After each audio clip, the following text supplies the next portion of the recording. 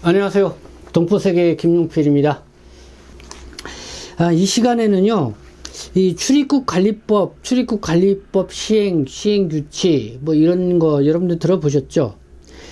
근데, 실제 이제는 담당 그 출입국 관리 공무원들이 실제 업무에 적용하기 위해서 별도로 이 지침이라는 걸 만듭니다. 이 업무 지침이라기도 하고, 또 외국인 관리, 체류 관리 지침이라고도 하는데요. 근데 이 지침이 이 현장하고는 좀 괴리가 있고, 그러니까 좀 현장을 제대로 파악하지 못하고 이렇게 만들다 보니까 여러 가지 애로사항이 발생을 하고 있다, 이런 제보를 해 주신 분이 있습니다. 이 행정사 분께서 그런 제보를 해 주셨는데, 그래서 쭉 그 지침에 나와 있는 것들 쭉 한번 보면서 그 현재 가장 큰 애로사항으로 이렇게 지적되는 부분 한 4가지 정도가 있었습니다. 그런데 그 중에서 4가지를 다 이 시간 전해주기는 어렵고요. 가장 우리 또 중국 동포들이 중국 식당을 운영하시는 분들 많이 계시는데, 실제적으로 가장 피부에 와닿는 그런 내용이 아닌가 생각돼서 그 부분을 좀 중점적으로 여러분들에게 말씀을 드리도록 하겠습니다. 앞서 이 지침에 대해서 말씀을 드렸는데요. 그러니까 출입국 관리법은, 법이라는 거는 국회에서 제정을 하고, 그리고 이렇게 법을 바꿀 때 개정한다고 그러죠. 그것도 역시 국회에서, 국회의원들에 의해서 이렇게 발의가 되고, 그렇게 해서 개정이 됩니다. 그래서 이 법이라는 거는 어떻게 보면 큰 원칙만 이렇게 제시를 해주고, 그러니까 거기에서는 세부적인 그런 내용은 이제는 각 행정 부처에서 이 시행령이라는 걸 또 별도로 만들죠. 그리고 뭐 시행 규칙도 만들고요. 그런데 그 밑에 실제 이제는 현장에서 이 공무원들이 민원 업무를 처리하거나 이렇게 할 때 보면은 또 더 구체적으로 이 지침이라는 걸 만듭니다. 그래서 그 지침에 따라서 모든 업무를 보게 되는데요. 바로 이 지침은 이런 출입국 외국인 정책본부가 있죠. 법무부 내에. 거기에 이제 여러 과가 있습니다.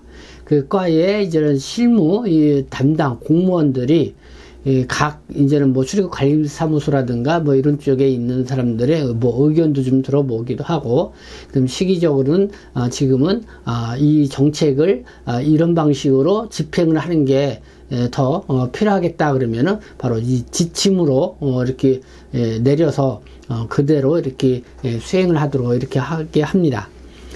그래서 뭐 피부로 와닿는 거는 이 업무 지침, 이 지침이 어떠느냐, 이거가 이제는 피부로 와닿는 이 정책이라고 볼 수가 있는데요. 그럼 바로 말씀드린 것처럼 이 지침이 이 출입국 이 담당 공무원에 의해서 어떻게 보면은 쉽게 이렇게 또 바뀌기도 하고 그런 건데, 이 현장을 정확하게 모르고 이렇게 지침을 만들었을 경우에는 현장과 뭔가 동떨어진 그런 지침이 된다는 거죠. 그래서 그런 거를 우리는 뭐랄까, 이 행정 탁상이다, 뭐 그냥 탁상 행정이다, 뭐 이렇게 얘기를 하고 있습니다. 그래서 오늘은 그 탁상 행정이라고 이렇게 지적되고 있는 이 출입국 외국인 이 체류 관련 이 지침 어떤 내용들이 있는지 크게 한 4가지 정도로 이렇게 지적해서 저한테 이렇게 제보를 해줬는데요. 오늘은 그 중에 하나, 이 중국 식당 이 주방장 이 조리사 초청과 관련된 이 내용을 좀 여러분들에게 중점적으로 먼저 말씀을 드리고 함께 좀 생각을 해보고자 합니다. 그러니까 뭐 중국 요리집 하면은 중국 요리를 잘하는 이 주방장이라든가 이 조리사가 꼭 필요하죠. 이제 내국인 중에는 사실 중국 요리를 그게 잘하는 사람들이 없다 보니까 이 중국 주방장이나 뭐 요리사를 뭐 중국에서 정말 현지에서 아주 유명한 또 잘하는 사람들을 이렇게 초청을 해서 이 사람들에게 이제는 E7이라고 하는 체류 자격, 전문 취업 이 체류 자격을 부여를 해줘서 이렇게 좀 채용을 해서 이제 일을 하게 되는데, 근데 그 전에는 경력, 그러니까 주방장으로서의 요리 경력, 뭐 이게 뭐 한 3년, 5년 이상이다. 뭐 이렇게 경력만 보고선 바로 그것만 입증이 되면은, 바로 이제 초청을 해서 이 주방장으로 일을 할 수 있게끔 했는데, 지금 이 3년 전부터 이 주방장을 들이고 오려면은, 그러니까 자격증을 더 필요로 한다는 겁니다. 그래서 그 자격증을 갖고선 또 3년 이상을 이렇게 그 일을 해야만이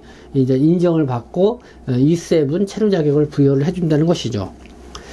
그러니까 뭐 한국에서도 국가기술 자격증이 있죠. 뭐 한식, 뭐 조리사 자격증이라든가 뭐 중식, 뭐 요리사 자격증이라든가 이런 자격증이 있듯이 아마 뭐 중국 측이라든가 이런 데서도 그런 자격증이 있을 거라고 생각이 드는데, 바로 저는 그런 공인 자격증을 취득하고 나서 3년 동안 그 경력을 쌓아야만이 이렇게 주방장, 이 조리사로 국내 초청에서 들여와서 E7으로 체류 자격을 부여해 줘서 이렇게 할 수가 있다는 거 하는 건데, 그러나 그렇게 하다 보니까 뭐 실제적으로 이렇게 중국 식당에서 요리사, 그러니까 주방장이라든가 조리사들을 구하기가 쉽지가 않다, 뭐 이런 이야기들을 하고 있습니다. 그래서 좀 비상이 걸렸다, 뭐 이런 얘기인데요.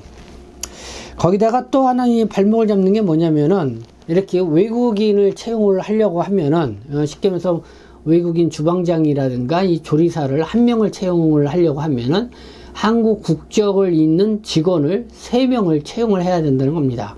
그래서 외국에서 2명을 데려오게 되면은 한국 국적이 있는 사람들을 뭐 4명을 채용하고, 또 3명을 데려오면 5명을 채용을 해야 된다는 거죠. 그러니까 이렇게 한국 국적 있는 내국인을 이렇게 어느 정도 채용을 하고, 그래서 외국인 뭐 주방장이라든가 이 조리사를 데리고 올 수 있게 한다는 겁니다.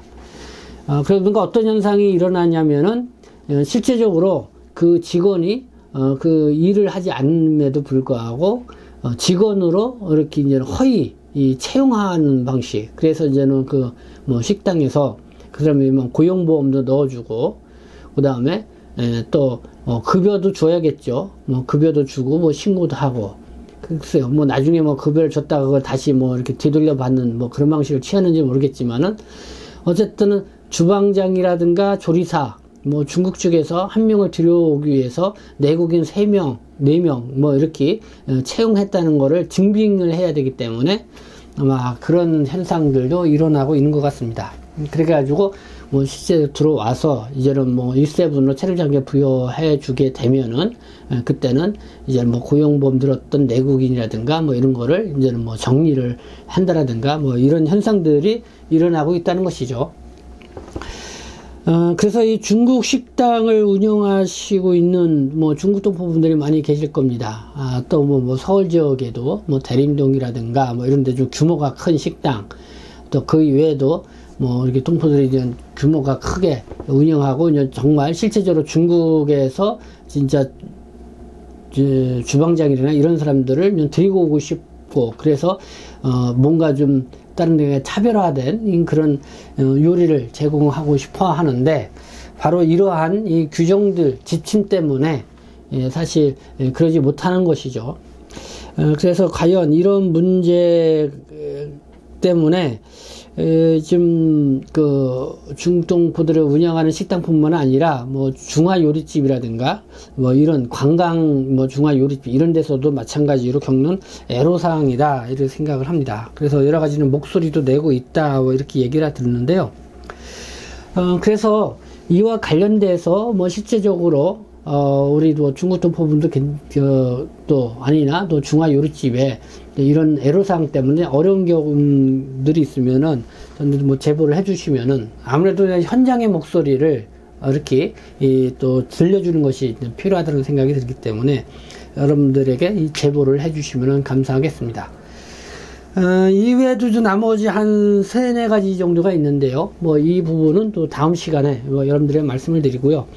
이 출입국 외국인 체류 지침과 관련돼서 이 중국 요리집 주방장 이 조리사 초청 문제와 관련돼서 여러분들에게 말씀을 드렸습니다. 네, 여러분들이 함께 또 공유하고 해 주시고, 이와 관련돼서 애로사항이 있으면은 함께 이 문제를 어떻게 풀어갈지 같이 좀 머리를 맞대고 고민을 해봤으면 좋겠습니다. 네, 지금까지 시청해 주셔서 감사합니다. 저는 동포세계심 대표 편집장 김용필이었습니다.